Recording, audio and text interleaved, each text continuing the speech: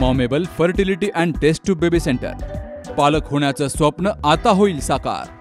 Doctor एकता जगदीश वाबळे यांच्या मॉमेबल fertility and test tube baby centre तज्ज्ञांसोबत तुमचं स्वप्न पूर्ण करा.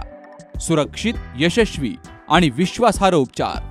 तुमच्या आयुष्यातल्या सर्वात सुंदर प्रवासाची सुरुवात आमच्यासोबत करा. कारण आम्ही देतोय अद्ययावत तंत्रज्ञान, अनुभवी डॉक्टर आणि वैयक्तिक मार्गदर्शन. आमच्या सेवा IVF, IUI उपचार, वंध्यत्व तपासणी, अंडाणू आणि शुक्राणू गोठवणं म्हणजेच फ्रीजिंग आणि दुसऱ्या प्रयत्नासाठी सल्ला. तेव्हा आई बाबा होणं आता शक्य आहे. कारण तुमचं स्वप्न आमचं ध्येय.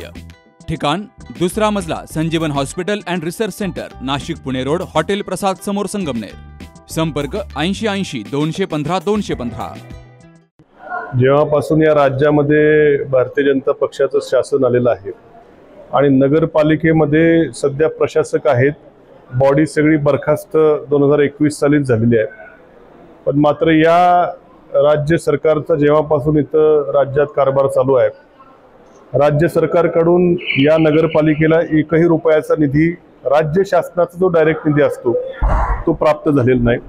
आपण महाविकास आघाडी सरकारच्या काळात जवळपास 50 कोटीपर्यंतचा निधी हा राहुरी शहरामध्ये वेगवेगळ्या योजनांच्या मार्फत राज्य सरकारने उपलब्ध करून दिले होते. मग ते स्विमिंग टँक असेल, जॉगिंग ट्रॅक असेल, कमानी असतील, रस्ते असतील, वेगवेगळ्या पाणी योजना, भूमिगत गटार, असे वेगवेगळ्या निधी, मोठ्या प्रमाणात निधी आपण या शहराला उपलब्ध करून देण्याचं काम केलं. त्यानंतर मात्र आता ह्या प्रशासक राजवटीमध्ये पैसे आणणं तर लांबची गोष्ट आहे, पण ज्या दैनंदिन नागरिकांना ह्याला तोंड द्यावं लागतं, समस्यांना तोंड द्यावं लागतं, त्याकडे देखील मोठं दुर्लक्ष नगरपालिकेचं होत आहे. माजी नगरसेवक आमचे सगळे लोकांचे प्रश्न घेऊन इथं अधिकाऱ्यांपुढे व्यथा त्यांची मांडतात, पण मात्र कुठलीही कारवाई या प्रशासनाकडनं होताना दिसत नाही. पावसाळा आलेला आहे, शहरातल्या रस्त्यांचं अक्षरशः धुळदाण रस्त्यांची झालेली आहे, सगळीकडे खड्डे पडलेले आहेत. बॉडी जेव्हा असते त्यावेळेस वेळेतच खड्डे बुजवायचं टेंडर काढलं जातं. आता आम्ही सगळ्यांनी येऊन इथं जाब विचारला, त्यावेळेस टेंडर आहे पण मात्र अजून खड्डे बुजवण्याचं काम चालू का केलं नाही याचाही आम्ही त्या ठिकाणी आता जाब विचारला. मुरुम जे वाड्या वस्त्यावरती रस्ते, तिथं चिखलाचं साम्राज्य आहे, लोकांना सायकल, मोटरसायकल देखील चालवता येत नाही, तिथं देखील मुरुम टाकण्याचं देखील टेंडर आहे, ते देखील होताना दिसत नाही. अशा खरं या प्रशासक राजवटीमध्ये या सरकारच्या काळामध्ये कुणाचा अंकुश इथं राहिलेला नाही. निवडणुका देखील या सरकारनं लवकर घेतल्या नाही. आता जेव्हा निवडणुका होतील त्यावेळेस निवडून आलेले लोकप्रतिनिधी येतील, पण मात्र आता सध्या मोठ्या अडचणींचा सामना या प्रशासक राजवटीमध्ये राहुरी शहराला करावा लागतोय. मी आमदार असताना बऱ्यापैकी महिन्याला जरी नगराध्यक्ष इथं नगरसेवक नसले तरी महिन्याला एकदा येऊन इथल्या बैठकी घेऊन काय ना काही तोडगा काढायचं काम आम्ही करायचो. जरी सरकार आमचं नसलं, पैसे मिळायचे नाही, तरी देखील यांचा गाडा हाकण्याचं काम काही ना काही करायचो.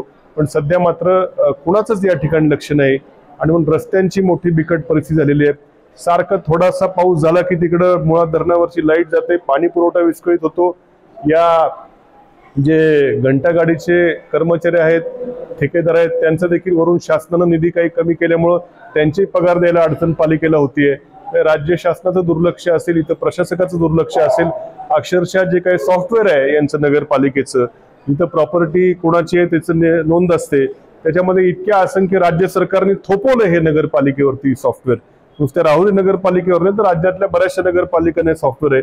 तिथं मालमत्ता धारकांची नावं चुकतात, त्याच्या लवकर दुरुस्त्या होत नाहीत. असं सगळं राज्यातल्या सगळ्या नगरपालिकांचं प्रशासन कुठेतरी ढेपाळ्यासारखं त्या ठिकाणी झालेलं आहे. आणि राहुरी शहरातल्या नागरिकांच्या व्यथा या ठिकाणी मांडण्याकरता आज आम्ही सगळे इथं आलो. सीओनकडे त्या व्यथा मांडल्या. काही तर इतक्या चुका त्या ठिकाणी दिसत आहेत. खरं या जॉगिंग ट्रॅकच्या शेजारी कोर्टाच्या बाजूला मोठा रस्ता हा पूर्वी DPCतून आपण त्यावेळेस पैसे आणून केला होता, त्या रस्त्याची मोठी दुरावस्था झालेली आहे.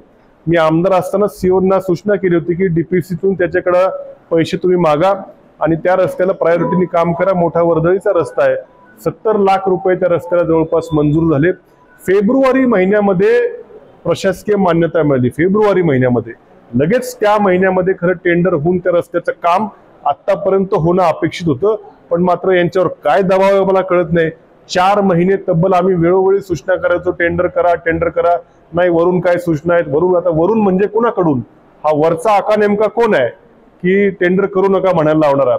4 महिने अक्षरशः झाले आणि ते टेंडर त्या ठिकाणी झालं नाही. आता पावसाळ्यामध्ये टेंडर फ्लॅश केलेलं आहे, ते देखील काही 2 कोटी रुपयाची काही जिल्हा नियोजनची किंवा काही नगरोत्थानची जी रुटीनली पालिकेला पैसे मिळतात त्यातली पण काही कामं होती. तर त्या 2 कोटीमध्ये 15-16 कामं आहेत ती सगळी एकत्र केली आणि एकत्र टेंडर काढून आकाचे फोन त्या ठिकाणी लोकांना आता यायला लागलेले की तुम्ही टेंडर भरू नका, तुम्ही टेंडर भरू नका. म्हणजे राहुरी शहरातले जे काही गोरगरीब ठेकेदाराला छोटी छोटी कामं मिळाली असती, मात्र सगळी कामं एकत्र करून सत्ताधारी पक्षाच्या कोणतरी बड्या ठेकेदाराला पोचण्याचं काम करण्याकरता करा, तुम्ही तेही करा, पण त्याच्याकरता उशीर त्या ठिकाणी टेंडरला होतोय. सोमवारी टेंडर उघडायचं होतं, 8 दिवस झाले अजून टेंडर उघडलेलं नाही आणि कोर्ट रोडचं तर काम 4 महिने लेट झालं का आता यांच्या पक्षातल्या सत्ताधारी पक्षातल्या कोणाला यांना टेंडर द्यायचंय का अशी शंका. त्यांनी टेंडर द्या, आम्हाला काही म्हणणं नाही, तुमच्या लोकांना टेंडर द्या, नियमाप्रमाणे द्या, पण लवकर त्या ठिकाणी काम होणं अपेक्षित असताना आज पावसाळ्यामध्ये किती खड्डे त्या रस्त्याला पडले तुम्ही बघू शकता. आमचा जुना कनगर रोडचा रस्ता, आमचे बाळासाहेब बुंडे असतील, प्रदीप भाऊ गुजडे असतील, भिकू शेटे, सगळे त्या वार्डातले आमचे नगरसेवक, माजी नगरसेवक आहेत, सगळ्यांनी सातत्यानं मुरुम टाकायची यांना विनंती करतात सीओना, परंतु मात्र मुरुम काहीतरी कारण दाखवून मुरुम टाकला जात नाही. आज इथे येऊन दुपारी सीओ म्हटले मी स्वतः त्या ठिकाणी येतो, त्या रस्त्याच्या पॅच पडले तेही बुजवायचं काम करतो असं सांगितलंय. आणि म्हणजे एका अर्थानं आता इथं नगराध्यक्ष नाही, इथं नगरसेवक नाहीत, निवडणुका शासन लवकर घेत नाही, आमदारही आता जाऊ द्या, आमदारांबद्दल मला काय बोलायचं नाही, परंतु अशा प्रकारे आता अधांतरी हे प्रशासन आहे. त्यामुळं मोठं त्या ठिकाणी नागरिकांना सुविधा त्या ठिकाणी रोजच्या अडचणींना सामना करावा लागतो. लवकरच निवडणूक खरं शासनाने आता जाहीर केले कोर्टाने, झाल्यानंतर निवडून आलेली बॉडी येऊन जरा कारभार काहीतरी सुरळीत होईल अशी त्या ठिकाणी आमची अपेक्षा आहे. पण मात्र आज मोठ्या संख्येने येऊन नागरिकांनी त्यांना होणाऱ्या त्रासाचा पाडा इथे सीओंसमोर वाचलेला आहे. आपण आपल्या गाडीची सर्व्हिसिंग रेग्युलर करतो, मात्र आपल्या शरीराच्या सर्व्हिसिंगचं काय? तर काळजी करू नका, कारण संगमनेरमध्ये आपल्या सेवेत दाखल झालंय ॲजिलस डायग्नोस्टिक्स. साक्षी पॅथॉलॉजिकल सर्व्हिसेस अंतर्गत सुरू असलेल्या ॲजिलस डायग्नोस्टिक्समध्ये 82 प्रकारच्या शारीरिक रक्तलघवी चाचणी फक्त 2300 रुपयात. भारतातील विश्वसनीय नाव असलेल्या या डायग्नोस्टिक्समध्ये allergy test, thyroid test, cancer marker तसेच इतर ॲडव्हान्स टेस्टसाठी आजच संपर्क करा. Sakshi pathological services, Krishna pride, पहिला मजला, जठार हॉस्पिटल जवळ, ताजनेमाळा, संगमनेर.